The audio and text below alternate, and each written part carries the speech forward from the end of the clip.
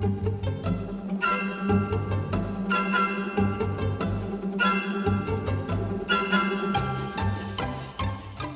bread, a very strange name, but it is an awesome dessert. Essentially, we're going to be making a brioche dough and forming it into little balls, setting it in a cake tin, and then drizzling it in a caramel sauce.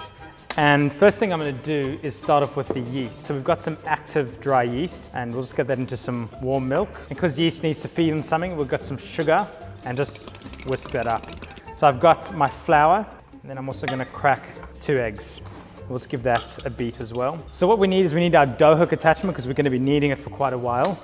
I'm going to add a pinch of salt as well, and then slowly in with that mixture, and then the eggs as well. Okay, so as that mixture is coming together, I've got some unsalted butter, and it's quite soft already, and I'm going to start gradually adding it to this mixture. And now we're just going to let that knead until it's all brought together. What we need to look for is the dough needs to come away from the sides. So depending on how big your eggs were, we may need to add another tablespoon of flour or so, and then knead it for about 10 minutes.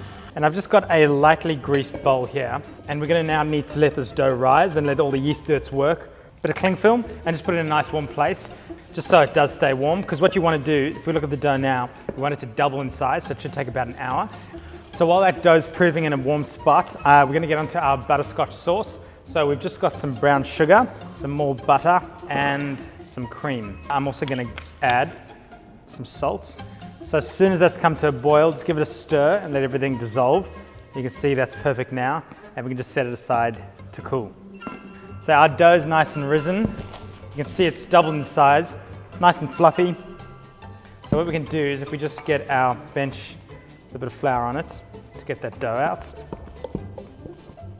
Just roll in that flour a bit so it's not too sticky. And then just roughly divide it into 3. The good thing about monkey bread is that each of the balls can be a different size. Then take each of the thirds and cut it into 12. Then take each of the pieces of dough and just roll it into a ball and then just put it on the tray. So we'll do that with all the pieces, and then there's other 2 pieces of dough as well. Now I've got a bundt tin here. I've just lightly greased it, and then I'm just going to combine some caster sugar and cinnamon.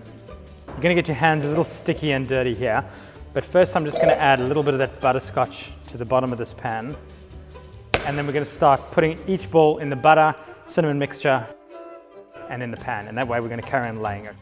We're going to let them do their second rise, and they'll be ready to go into the oven. So that's been about half an hour, and you can see that the dough is really nice and puffed up. It's kind of almost doubled in size, and so we're ready to get that into the oven. 180 for about 35 minutes, and it'll be perfect.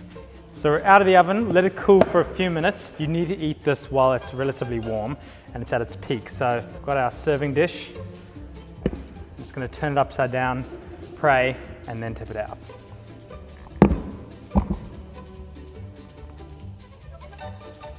And there it is. But what I'm going to do is take some of that warm butterscotch as well and start to drizzle it over. Don't be shy with the butterscotch. It should be soaked, should be sticky, should be sweet.